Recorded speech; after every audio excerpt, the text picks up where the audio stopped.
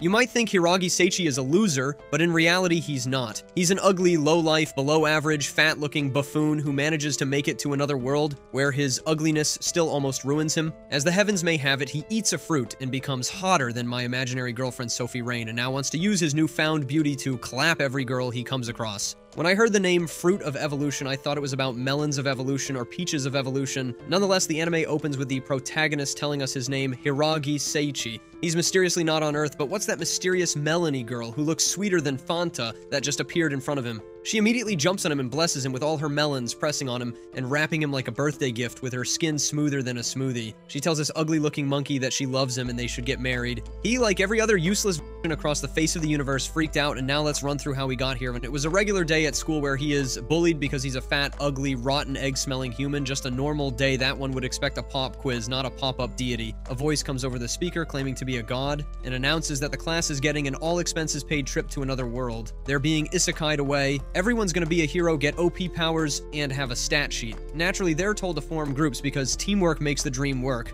or at least keeps you from getting solo-ed by the first slime you meet. But poor Seichi gets left out like that one kid who didn't get picked for dodgeball because his stats are the same thing as they were. 0. Only language you speak is failure! To make up for it, the god throws him a bone, giving him a special skill before yeeting him into a weird forest. He spends 5 days there with nothing but the precious breakfast he ate back on Earth before he was sent to this empty world. Seichi is now hungrier than Goku after a fight. He's so desperate that even a caterpillar looks like it might be a full-course meal. But just as he's about to channel his inner Timon and Pumbaa and Hakuna Matata the caterpillar, 2 fruits hit him and he spots the mysterious fruit. After appraising it, he learns it's the Fruit of Evolution. With a shrug and a, what's the worst that could happen? Just then, a voice ominously tells him that the fruit's effects are kicking in, but Seichi feels nada. Next, he stumbles upon a group of high-level monkeys. Imagine if the Planet of the Apes cast got isekai'd. They've got more of these evolution fruits and some top-tier healing potions. Seichi, channeling his inner ninja, waits for the right moment and swipes them all. Meanwhile, back at the other world school, his classmates Shia, Kenji, Mayu, and Kazuki are worried about him since he was the odd one out. Back in the jungle, Seichi tries to survive by eating anything that doesn't eat him first. One day, he munches on some sketchy mushrooms that paralyze him faster than a Medusa glare. Just when he thinks things can't get worse, a monkey attacks. It lands a solid hit, but as the monkey's about to finish him off, it catches a whiff of Seichi's rotten egg smell, which could probably KO a Titan from Attack on Titan. The monkey drops dead, leaving Seichi with its loot. Like in Call of Duty, when you die, you leave behind your loot, and he also gains the ability to speak to the monkey. Then, the Fruit of Evolution kicks in for real, and Seichi experiences excruciating pain as he evolves into a taller, leaner, and a less ugly version of himself, though his level remains stubbornly at 1. Just his luck, he's got to go through this whole evolution business 9 more times, and that means 9 more time of that excruciating pain. 5 months pass, and Seichi's stats are off the charts. He takes down a magic wolf with so much levels higher than him, earning its skills, items, and most importantly, a magic book. He notes the map in the book and says the one he picks up from the monkey has a black area just as the wolves does. Just as he's feeling good about his progress, he evolves again like he's receiving punches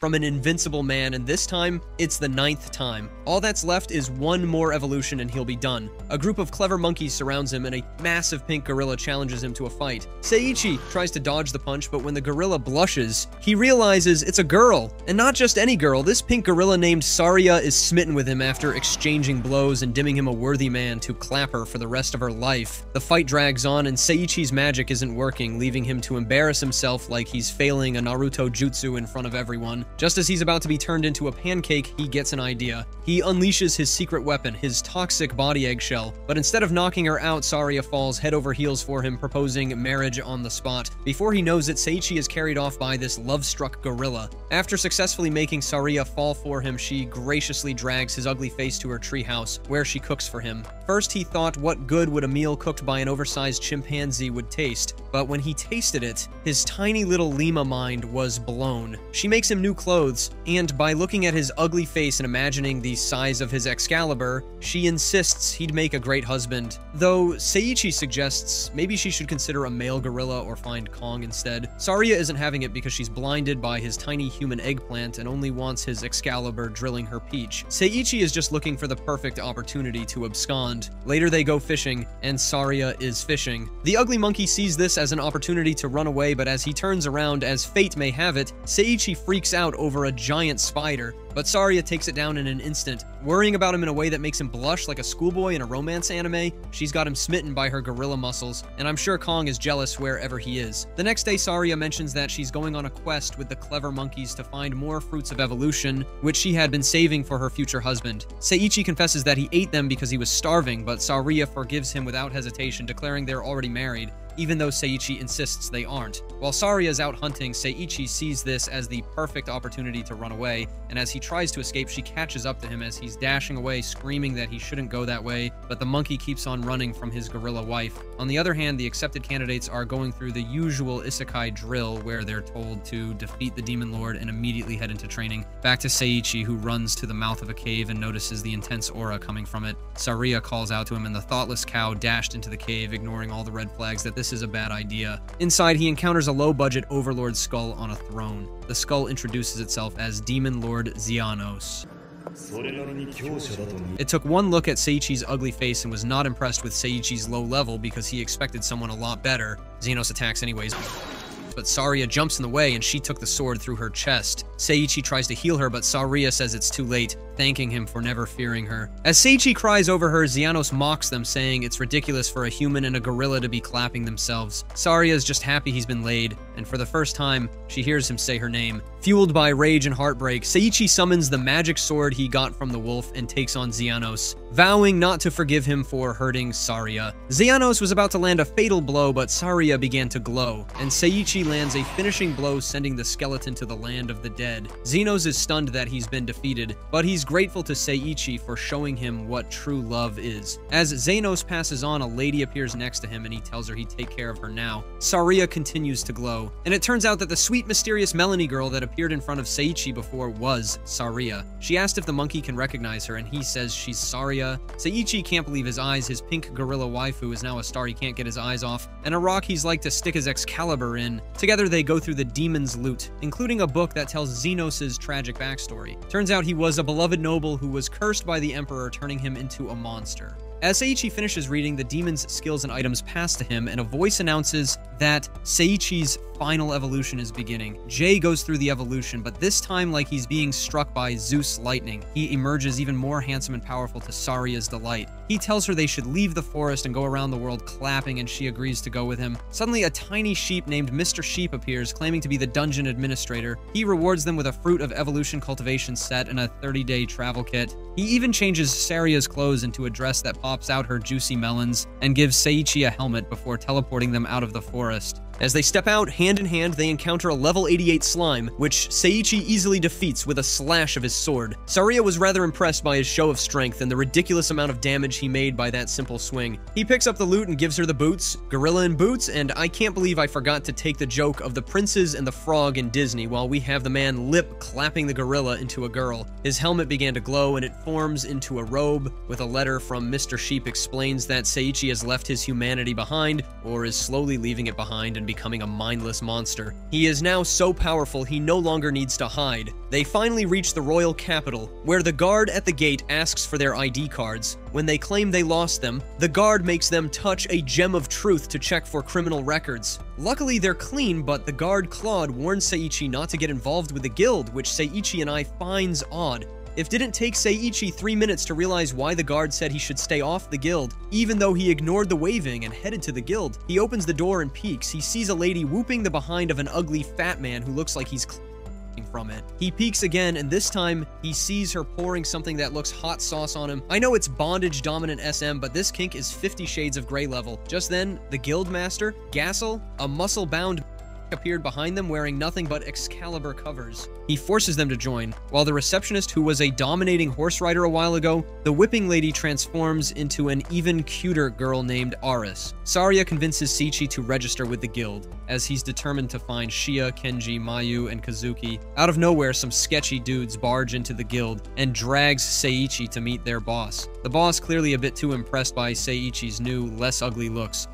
down faster than a magical girl forming, making it painfully obvious what he wants. Seiichi behind spread wide open for his Excalibur to fit in. Seiichi channeled his inner Usain Bolt, running out of there, sprinting back to the guild like he's in a 100-meter dash against Saitama. It looks like Danger Dash. Back at the guild, Eris and Gassel barely stifle their laughter as they explain that Seiichi just returned unharmed from a venture that normally Scars, Newbies, and Sierra have to take some tests to determine their adventurer abilities. They assign them to an A-rank adventurer named Artoria, known as the Calamity Queen, who seems about as enthusiastic as Sasuke at a village reunion. She asked if they'd want her in their crew, but the monkey who's already lost in her melons just muttered yes. Despite her rejections, Gassel, however, manages to sweet-talk her into it. Artoria then breaks down the exciting tests they'll be doing, helping an orphanage, demolishing a building, and walking a dog. They start at a church, where Saria volunteers because she's all about helping nuns and orphans, living her St. Martha fantasy. Meanwhile, Artoria drags Seiichi off to play nurse, healing a kid's scraped knee. Just when things start looking wholesome, a bunch of woods crash down, forcing Artoria to use her magic to shield the kid. Seiichi runs in to help, but there was nothing for him to do. Next, they head over to a building that needs to be demolished. Seiichi unknowingly channeled his inner One Punch Man. He barely touched a wall, and the entire structure collapses faster than his Excalibur when he... Artoria feels like her Calamity Curse, which, let's face it, is a title Naruto could have had in the early days, had set it in, and it usually ends everyone she works with in chaotic situations. Seiichi resurrected from beneath the rubbles, and she scolds him, telling him not to be reckless since he's got Saria to worry about. Meanwhile, back at the academy, the commander is watching the students train with wooden swords. He grumbles to his man about how much he hates the idea of these kids getting involved in a war against monsters. Back to Seiichi and Artoria, she leads him to a noblewoman's mansion, where Seiichi's job is to walk the dog. But this isn't your typical lapdog. It's so huge it makes Pakun look like a chihuahua. Seiichi struggles to keep it under control, while the noblewoman Adriana teases Artoria, noting that her rare smile must be thanks to Seiichi. When they return to the guild at the end of the day, Saria and her monkey husband had no place to stay. Let's not dispute the fact that Gassel pulled out a bag of coins from beneath his... Artoria surprises everyone by inviting Seiichi and Saria to stay the night with her. The next morning, Artoria drags Seiichi and Saria on another test, this time to harvest medicinal herbs. Before she even said the words, Seiichi already dashed off into the woods, and his wife, Saria, without a second ran in with him. Saria, being the seasoned gorilla, easily finds the herbs. Seiichi, however, only manages to gather mushrooms because apparently that's his thing now, and it's the same looking mushrooms that made him pass out a while ago. Artoria isn't impressed and orders him to find the actual herbs and sends his ugly face back into the woods. In the forest, Seiichi stumbles upon three demons plotting something shady, but he doesn't hear a word they're saying. He goes in to talk to them. When he asks if they've seen any herbs, they stupidly introduce themselves, but when they take one good look at his ugly face, they think he's onto their plan and summons a giant troll to attack him. Seiichi, with a grin like of Goku before a big fight, casts a strength-absorbing spell, and he absorbs all the pressure from the hit. The trolls, realizing they're in over their heads, flee faster than Team Rocket blasting off again. Seiichi returns to Artoria, proud of the random items he's found, but she scolds him for not bringing back the actual herbs. To speed things along, she gives him the herbs she found so they can move on to the next task. Meanwhile, the three demons go to report to their leader and sneak peek at 709. She's a demon lord, and I don't mind kissing her heels just to have a taste of those melons. She's more intimidating than Frieza on a bad day. She asks if they've been meddling in the human world, and they nervously admit that they've only set up teleportation spells to send humans to the Black Dragon God's dungeon. She says it's a wonderful plan, but still plans to punish them for meddling in the human world. On the other side, Seiichi and Saria meet Claude, who tells them to stay friends with Artoria after the tests because despite her tough exterior, she's a kind girl at heart, and just like her melons, she's a softie. Yeah, boy. Artoria then takes them to an open field where they're supposed to defeat a bunch of slimes, but as Seiichi is about to land the finishing blow on one, it suddenly vanishes, leaving us all puzzled. She checks the ground and realizes they're surrounded by teleportation spells. She declares today's training off, but just then, Artoria accidentally triggers one, and as Seiichi and Saria try to help her, all three are teleported to a dungeon. In the dungeon, Artoria hands Seiichi a guide stone for being helpful all the whole, and she begins explaining that it's used to reunite with party members if they get separated. But as fate, or bad luck, would have it, she steps on a trap that activates a wall, and before we know, the three musketeers were separated with a wall. Seiichi and Saria try to use the guide stone, but it crashes into the wall. He uses his hands to punch the wall, but these walls are way tougher than Dragon Ball. While Artoria on the other side is facing off against some dangerous monsters like a mummy that swings her to a wall and she slices the Egyptian tapes and sends it to the next life, Seiichi and Saria find a talking chest that demands they interact with it. It attacks them and he uses water to kill it. It leaves behind loot and a book. Inside they find some items. Saria's right melon begins to glow red, but don't worry, she's not on heat. It's just the stone from before acting up. Red means someone is in danger. Seiichi is tense and now begins to use Superman's first line of reasoning, his fist, to break through all the walls, even though it's excruciatingly painful. Meanwhile, Artoria stumbles upon a door, goes through it, and is immediately attacked by the Black Dragon, the most powerful demon in the Demon Lord's army. Despite her injuries, Artoria isn't intimidated and goes full berserker mode, unleashing her calamity powers. The Black Dragon, though impressed, impales her with its tail, leaving her lamenting that she didn't get to say goodbye to Saria and Seiichi. As the dragon prepares to finish her off with the usual power a dragon is known for, fire breath, Seiichi and Saria pop up like bad habits and block the fire with his robe, saving her just in the nick of time before she becomes roasted human meat for the dragon's dinner. Nice. As she opens her eyes, she sees them under the blazing fire of the dragon. Seiichi's robe was burnt out. She immediately asked how they came in. They informed her that they wouldn't berserk her and broke the walls that stood in their way. And on reaching the dungeon, their entrance was right on top of the dragon and a few large rocks landed on him. But that only would add flames to the fire of the dragon's anger. Seiichi turns to face the monster and pulls out two swords that look like lancing swords. What are those puny things going to do? He charged toward the dragon and the fight began. Everything the dragon threw, the monkey evaded it with flash steps. Just when Seiichi thought he had the upper hand, the dragon took one good look at his ugly face and decided to stop playing around. Seiichi charged midair and the dragon paralyzed him and struck him with his tail. Seiichi summons his water sword and flushes the power blast that the dragon was about to unleash down the toilet. This time, Seiichi charges at the dragon, who uses the same paralysis skill in him, but this time Seiichi becomes immune to it. The dragon, thinking it had time to finish off Seiichi, began to prepare a blast like Vegeta preparing a final flash, but Seiichi Flash stepped on the dragon and ultimately ended the Father of Fire's life.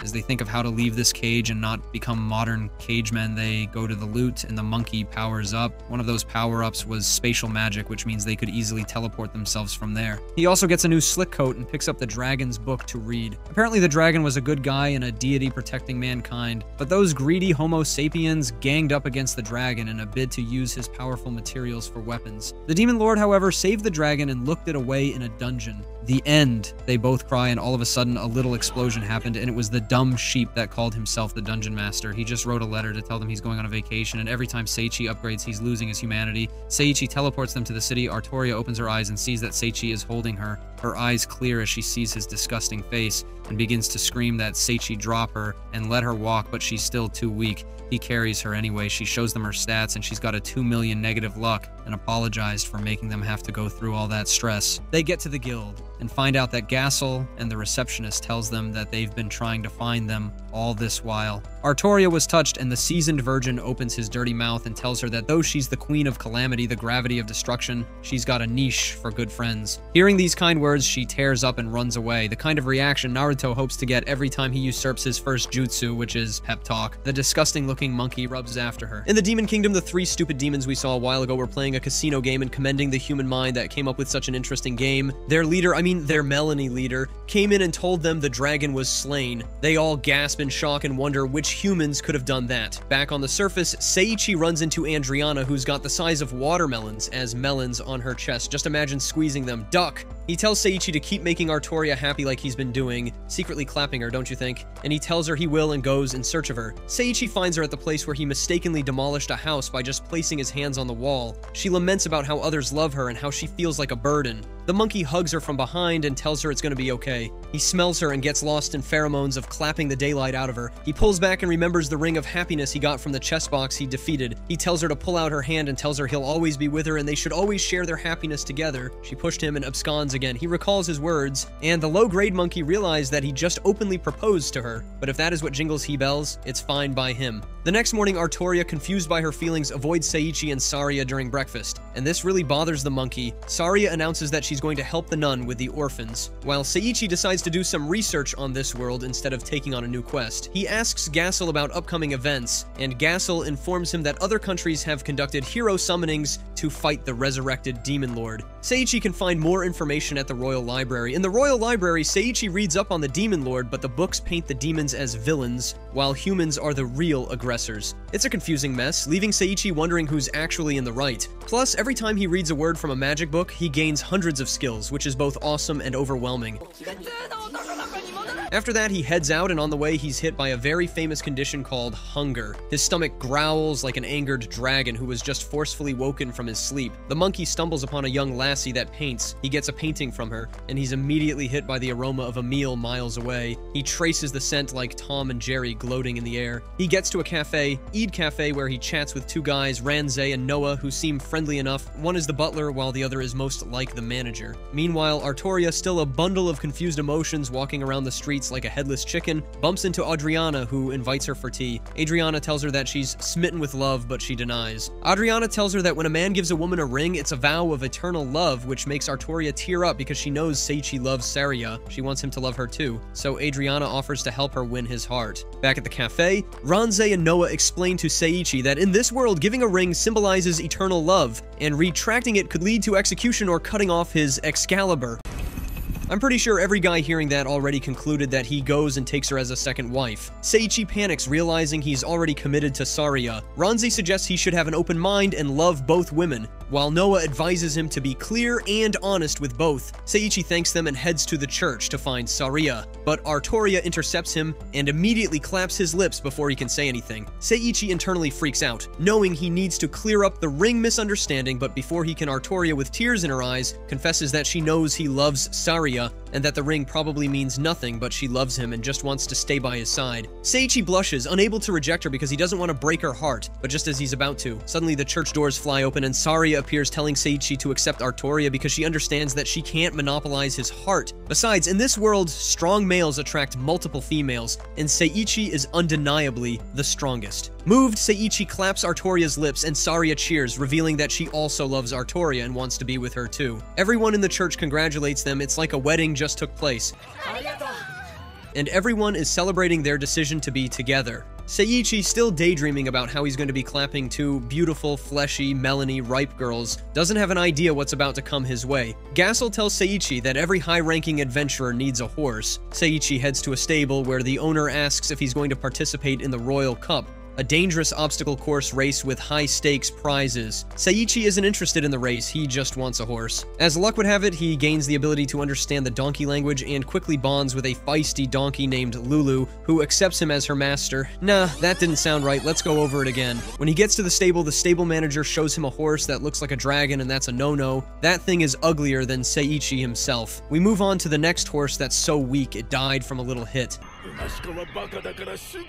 And that leaves us with one last horse that the stable manager goes in and taps the horse and receives a ninja kick from the horse. Seiichi suddenly gains the ability to speak to horses, and he speaks to, well, the female donkey actually. He goes in and the stupid donkey tries to kick him into the afterlife, but Seiichi stops the kick and lifts up the monkey from the floor like Zeus playing with Pegasus. She falls for his strength and immediately calls him her master, and oh my god, this is about to be another story of him lip-clapping a donkey too. First he clapped a gorilla, now he's about to start clapping a donkey. If you have an animal you love, keep it away from this animal clapper. Seiichi and Lulu stroll around the city enjoying various snacks when they come across a boy scolding a painter named May. The boy, Clay, is the son of Duke Burger and is impressed by May's talent. He wants her to enter the prestigious Chesty painting competition held after the Royal Cup and regarded as the most important painting competition in the entire kingdom of Wimberg. So here's the deal. Clay's convinced she's the next Picasso, or maybe even better. She's got this wild idea that if she places in the top ranks of the Royal Cup, then May has to join that painting contest. Clay, who's probably spent too much time watching One Piece, tells Seiichi that if he lands in the top 5, he'll score some amazing fish called tambuli.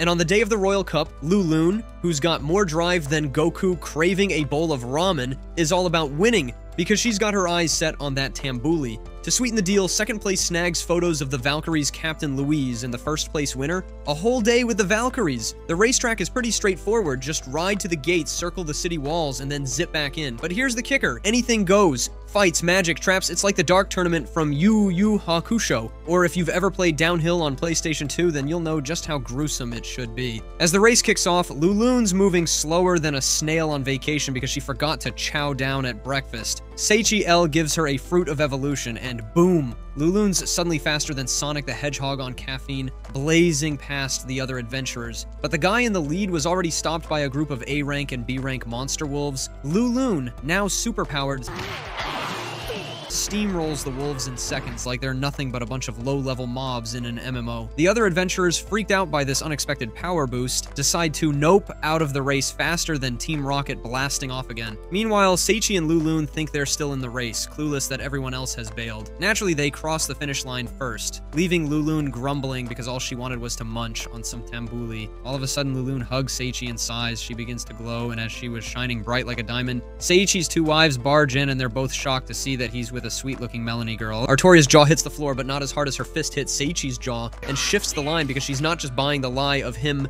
feeding her a fruit of evolution and then she turns into this delicious-looking girl. Saria, with more tricks than a circus magician, turns into a pink gorilla just to prove that with the fruit of evolution, anything's possible. Artoria, still trying to wrap her head around this, decides to take Lulun shopping for some clothes. And just when things couldn't get weirder, the Valkyries, Claudia and Lorna, show up at the store and slap some magical handcuffs on Seichi, dragging him off like it's a kidnapping scene from Fairy Tail. Meanwhile, over at the dark and gloomy lair of the Demon Lord's army, Leia, who's a Demon Lord but looks like a 9-year-old child, is having a meeting with the other captains. These guys have names that sound like they came straight out of a JRPG. Zola, Telos, Jade, Urus, Letta, and Lucia, who just happens to be the Demon Lord's daughter. It's like the League of Villains from My Hero Academia, but with more drama. Leia tells everyone she wants to team up with the Kingdom of Wimberg, which shocks the whole crew. Kree, the skeptical one, was like, hold up, didn't we agree humans are the bad guys here? They're the ones who sealed away the Demon Lord, remember? But Leia says they can't be stuck in the past and need to move forward. Kree isn't having it and tries to convince the others that mingling with humans is going to bring nothing but trouble, just like all those cursed prophecies always say. But after some intense Danganronpa-style debating, the captains swear their loyalty to Leia,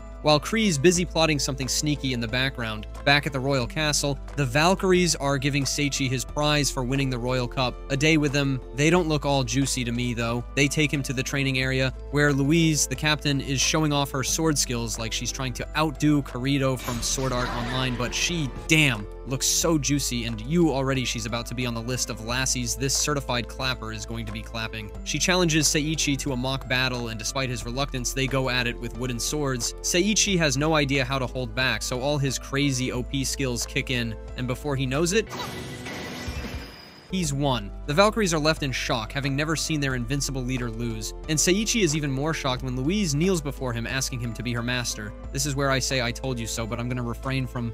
Psych! I told you so, mofos. Later, as Seichi and Claudia are sipping tea, Louise comes in and opens up about her lonely life, always being the best with a sword but never having any real friends. Claudia tears up, touched by Louise's story, and the two Valkyries share a heartfelt hug, while Seichi just sits there thinking, what do I even do with this harem situation? Just when things start getting cozy, a maid bursts in, screaming that someone's attacked the king. The Valkyries immediately spring into action, and Louise tells Seichi to go home, since this is castle business and not some adventurer's errand. But Seichi uses his world vision skill to scan for the culprit. What he finds is a surprise. A little girl, barely older than a Naruto genin. He evaluated her and found out her name is Oliga, and she's just 8. She's fleeing from the scene, but she slips off the roof and lands right in front of Seichi. She's skilled with kunai, but no match for him, who quickly knocks her out after she tries to poke him with her kunai. When the Valkyries arrive, Seichi hands over the girl Oliga, revealing that she's the one who attacked the king. Louise assigns Lorna to interrogate Oliga, especially since the knife she used was cursed with eternal slumber. Yep, the king's not waking up anytime soon. Seichi, who's for some time now not one to back down from a challenge, asks Louise to take him to the king. He's shocked to see that the king is none other than Ranza. Louise introduces Seichi to her brother Florio, who's the leader of the magic division. Seichi, who's already feeling the pressure, knows he's got some serious magic inside him, but hasn't exactly figured out how to use it, so he pulls a classic test trial move. He just puts his hands on the king's sleeping body and repeatedly tells Seize in his mind, get better. He mutters it one time and is drenched in embarrassment, but miraculously he creates a charm that counters the curse, and King Ransei wakes up groggily, promising Seichi whatever reward he wants. Meanwhile, over in the Kaiser Empire, Zekia's having having an intense meeting with the Emperor Sheldvol Kaiser. Zakia demands to know where the human students are, and the Emperor casually drops that they've all been enslaved and shipped off to Barbados Academy, where they're probably getting the worst school experience since Assassination Classroom. Kenji and Kazuki, who are stuck at Barbados, are debating why they're being treated like outcasts when they're confronted by Togu and Kishi, two tough students who mock them for being there to learn magic and become the strongest.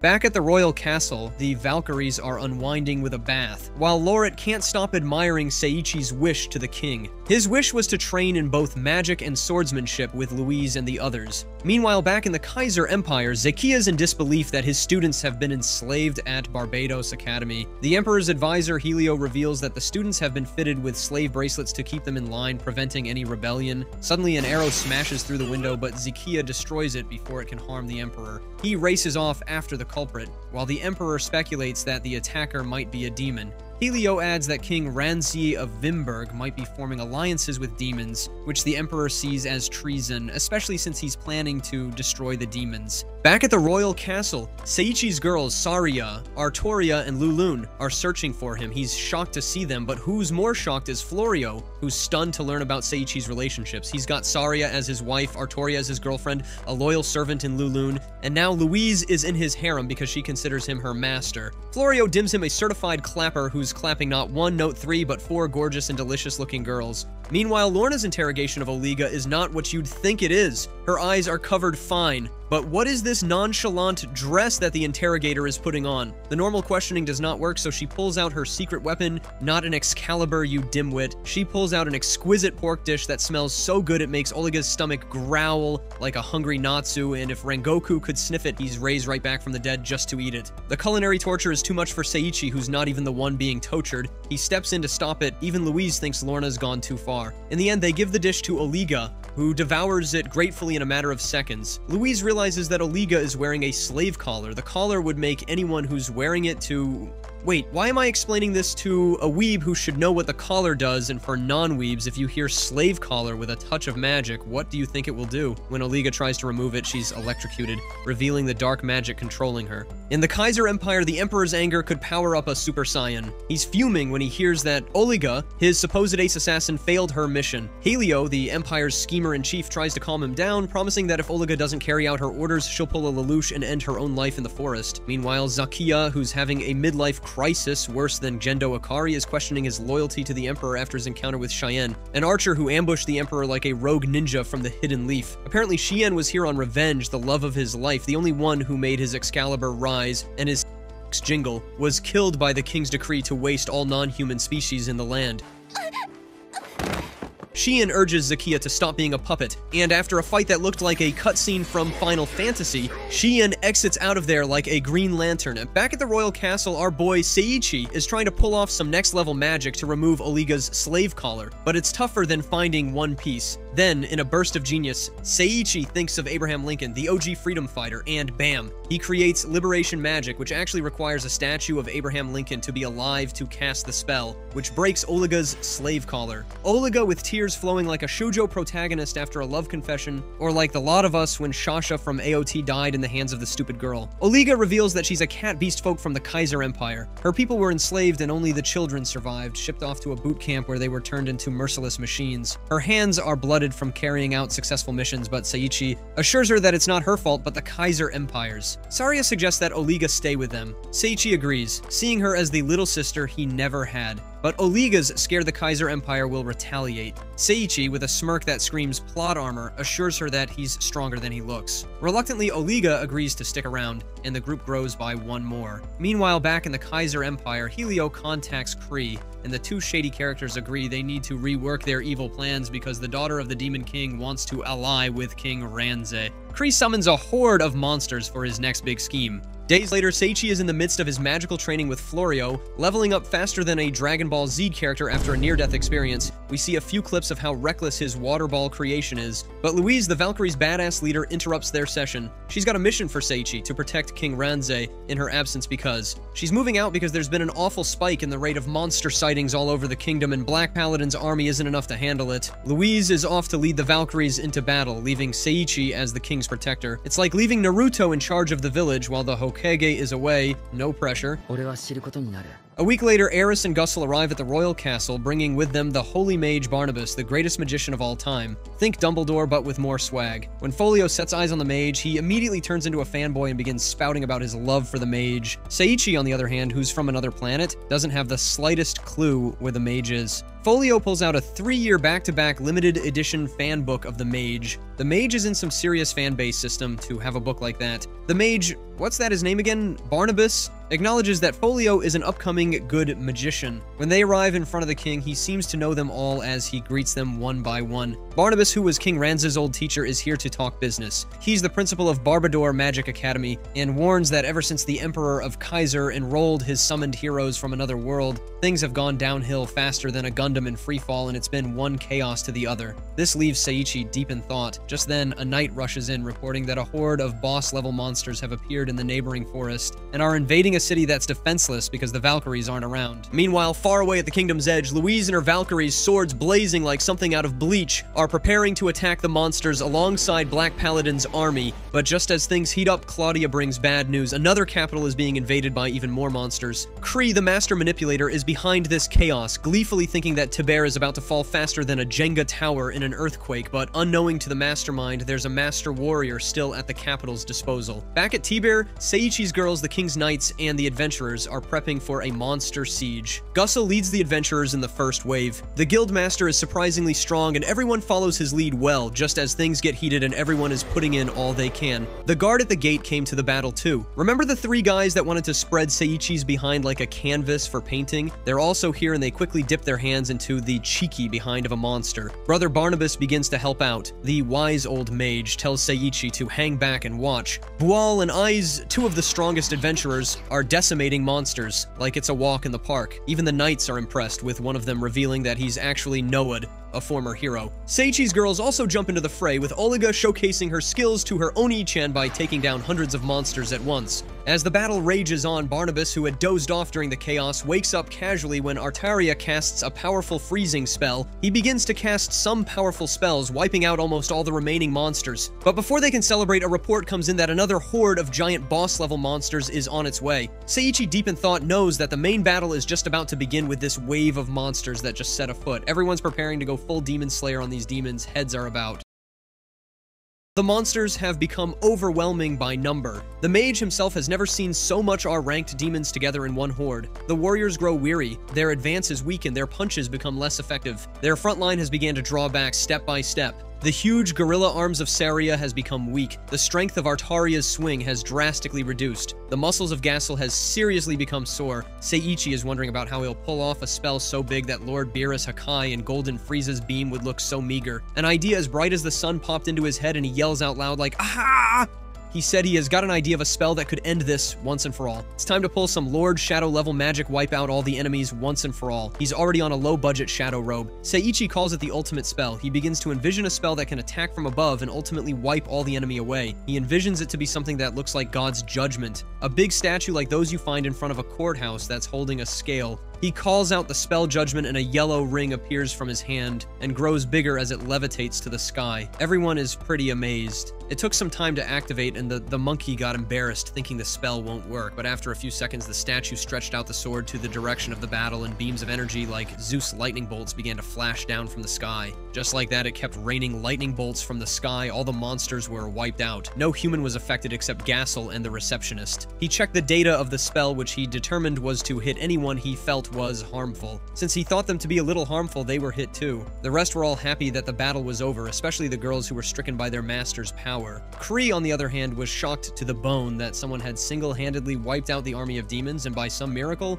the judgment spell hit the mastermind wherever he was too. Just then the monkey begins to level up, and all of a sudden the voice that announces his level up is suddenly sounding polite. Maybe she's fallen in love too. It also took the liberty to combine a handful of skills. His wives ran up to him and asked him where he got such a wonderful spell from. Olga, on the other hand, is just here to redeem her coupon for him petting her head. Smitten Mage, too, also asked Seiichi to pet his head with the cutest puppy dog eyes you've ever seen, but he changes it and says he wants this monkey to come teach in his academy. Naturally, the monkey is dumbfounded. The mage is just amazed that this monkey pulled a spell that's so high level and so precise, a spell that is beyond the transcendent. The monkey says he can't just leave his wives and sisters behind. He's already thinking of how he'll be clapping away his time. The mage then offers them spots at the academy, like Artaria can come as a teacher, Saria as a student. The donkey girl also can come as a martial art teacher or as a student, seeing that her taekwondo skills are top-notch, and Olga could be his assistant. This convinced Seiichi and the girls, and they all agreed to go with Barna. When Louise and the Valkyries returned, Sei spent the next few days hanging out with his girls. He took his mamas to different dates. Individually, he took the donkey, who's a foodmonger, on a food tour. He then took his fine lady Artoria to a play, and all through the day, she kept putting her melons on him. When it was Saria's turn, she insisted on bringing Olga along because she didn't want to leave her alone. They treated Olga like a little sister, which she is for now until she's ready for clapping. And Seiichi, in a rare moment of romance, thanked Saria for loving him, confessing his feelings in return. As they strolled through the city,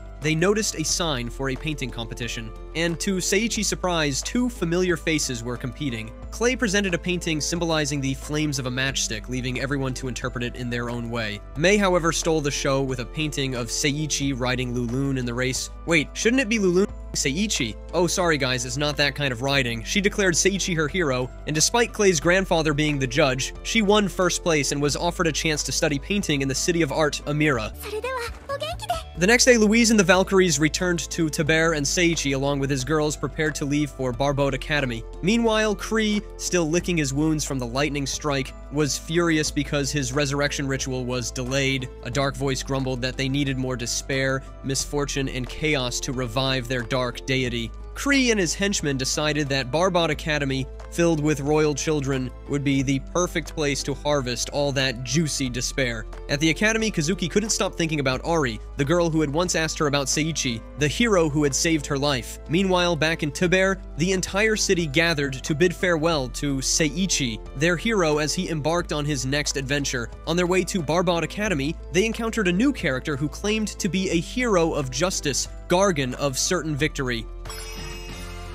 If you like the video, make sure to check out one of these other two right here. Also, if you want to see the full plot-filled version, no restrictions, just subscribe to our Patreon in the description below.